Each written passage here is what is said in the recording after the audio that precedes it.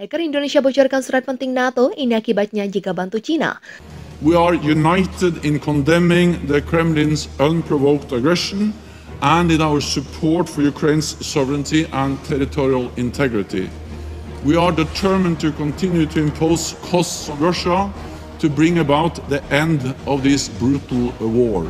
We pay tribute to the great courage of the Ukrainian people and the Ukrainian armed forces fighting for their freedom and their rights. We also recognize those in Russia who are bravely speaking out against the war. We hear their voices, they matter.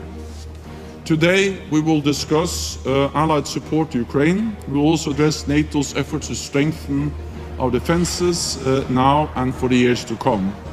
We are already doing more on land, at sea and in the air.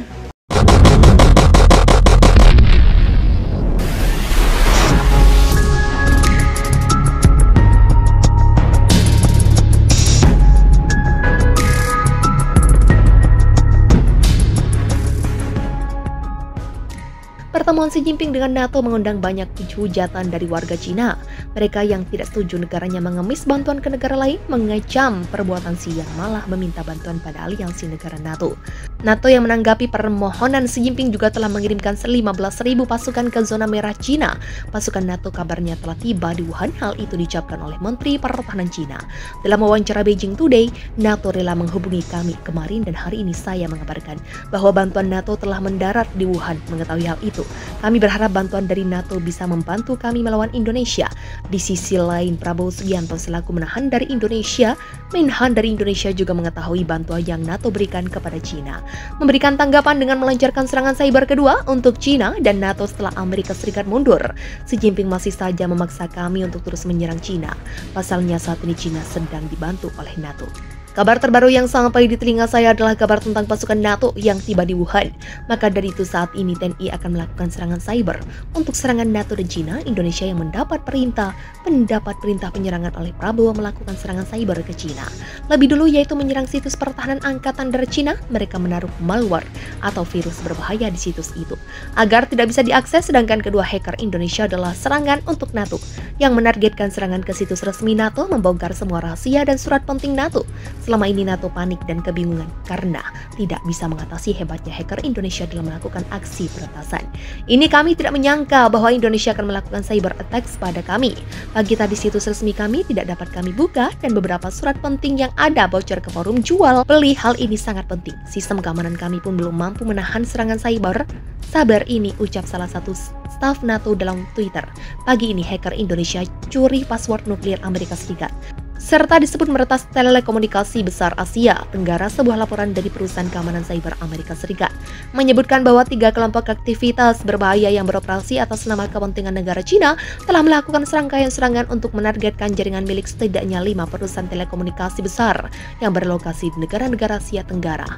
Setelah seluruh keamanan di cyber di Cina diobrak-abrik oleh hacker Indonesia, pengaman cyber Asia menyebut tujuan para penyerang di balik penyusupan ini adalah untuk mendapatkan dan mempertahankan akses berkelanjutan ke penyedia telekomunikasi untuk memfasilitasi spionis dunia maya dengan mengumpulkan informasi sensitif membahayakan aset bisnis profil tinggi seperti server, penagihan yang berisi data kode teori, report, serta komponen jaringan utama seperti pengontrol domain server web dan server Microsoft Exchange dalam analisis teknik yang diterbitkan sebagaimana dikutip The Hacker News.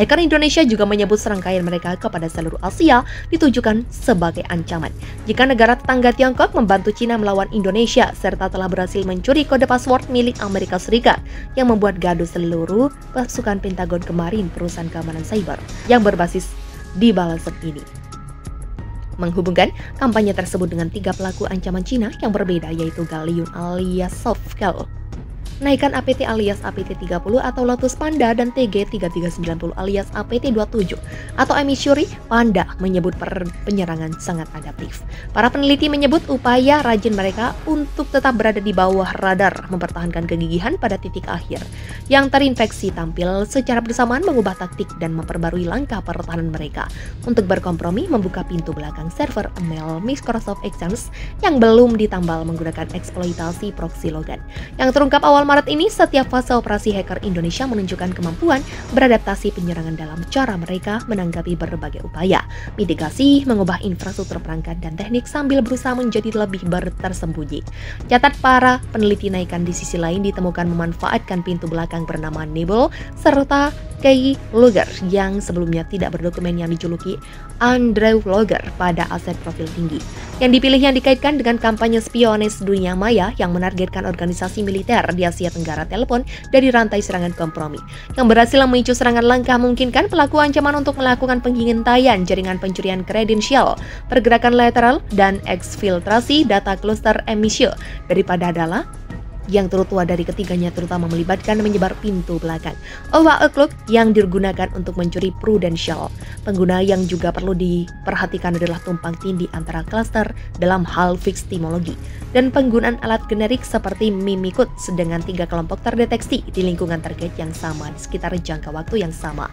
Bahkan pada sistem yang sama Amerika Serikat bersekongkol dengan bersekutunya meluncurkan tuduhan yang tidak beralasan terhadap Indonesia tentang keamanan cyber, kata Zhao Lijian pada konferensi pers di Beijing sebagaimana dikutip Bloomberg. Ini murni noda dan penindasan dari motif politik karena mereka tidak mampu menahan serangan cyber Indonesia. Tidak akan pernah menerima ini, menolak menyebut perusahaan atau negara tertentu di mana peretas melakukan penyusupan mereka. Meskipun laporan itu mengatakan mereka menargetkan penyedia telekomunikasi di beberapa negara Asia Tenggara yang memiliki perselisihan nama penelitian sebelumnya.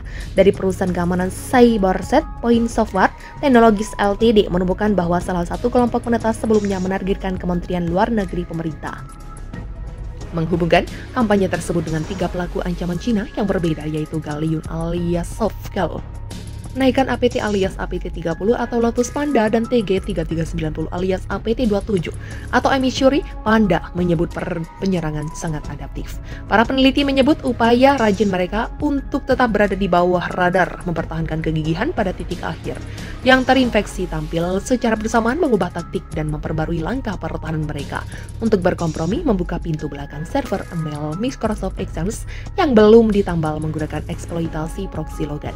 Yang terungkap awal Maret ini, setiap fase operasi hacker Indonesia menunjukkan kemampuan beradaptasi penyerangan dalam cara mereka menanggapi berbagai upaya, mitigasi, mengubah infrastruktur perangkat dan teknik sambil berusaha menjadi lebih tersembunyi. Catat para peneliti naikan di sisi lain ditemukan memanfaatkan pintu belakang bernama Nebel serta Key Logger yang sebelumnya tidak berdokumen yang dijuluki Andrew Logger pada aset profil tinggi. Yang dipilih yang dikaitkan dengan kampanye spionis dunia maya yang menargetkan organisasi militer di Asia Tenggara telepon dari rantai serangan kompromi. Yang berhasil memicu serangan langkah memungkinkan pelaku ancaman untuk melakukan pengintaian jaringan pencurian kredensial, pergerakan lateral, dan eksfiltrasi data cluster emisio daripada adalah yang tertua dari ketiganya terutama melibatkan menyebar pintu belakang. Overclock yang digunakan untuk mencuri prudential. Pengguna yang juga perlu diperhatikan adalah tumpang tindih antara klaster dalam hal victimologi dan penggunaan alat generik seperti Mimikut dengan 3 kelompok terdeteksi di lingkungan target yang sama di sekitar jangka waktu yang sama. Bahkan pada sistem yang sama Amerika Serikat bersekongkol dengan bersekutunya meluncurkan tuduhan yang tidak beralasan terhadap Indonesia tentang keamanan cyber, kata Zhao Lijian pada konferensi pers di Beijing sebagaimana dikutip Bloomberg. Ini murni noda dan penindasan dari motif politik karena mereka tidak mampu menahan serangan cyber Indonesia. Tidak akan pernah menerima ini, menolak menyebut perusahaan atau negara tertentu di mana peretas melakukan penyusupan mereka. Meskipun laporan itu mengatakan mereka menargetkan penyedia telekomunikasi di beberapa negara Asia Tenggara yang memiliki perselisihan nama penelitian sebelumnya. Dari perusahaan keamanan Cyberset Point Software Technologies Ltd menemukan bahwa salah satu kelompok penetas sebelumnya menargetkan Kementerian Luar Negeri pemerintah.